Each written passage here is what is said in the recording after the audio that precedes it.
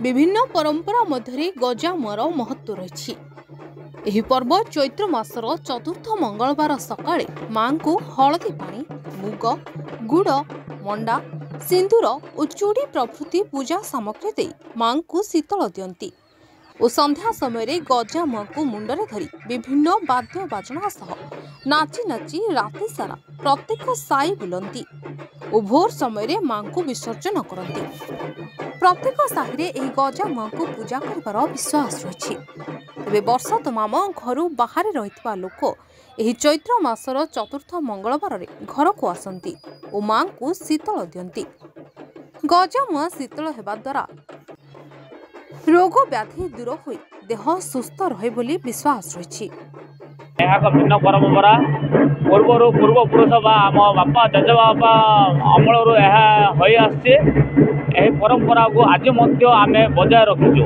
यही परंपरा नाम गजमा नाम निमित्त जहाँकि आगुरी हईजा बेमारी जो होते से ठाकुर पाखे शीतल दि जाऊला से शीतल दिया चली।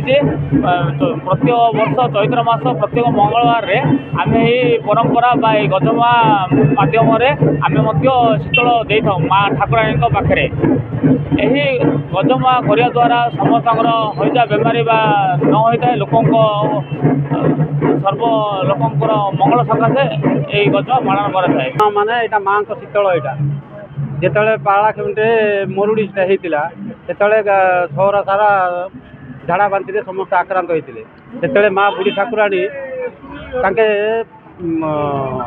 ये स्वप्नादेश हेले स्वप्नादेश होगी शीतल दवापाई बोली कहलू से प्रत्येक साहि शीतल दि जाए। प्रत्येक साहि पाराखंड प्रत्येक साहि यहाँ माँ को शीतल दि जाए। सीटा को आजिकल आजिका डेट्रे टे सुंदर कर माँ को धीर स्थिर नाचिकी आनंद सहकार विसर्जन कराए। ये पूजा आरंभ हो प्राय 70-80 वर्ष है। Gajapati Vivekananda Behera report, Hiranchal live. तेरे एभली किसी गुरुत्वपूर्ण खबर देखा चाहती आम चैनल को लाइक, सब्सक्राइब और शेयर करें।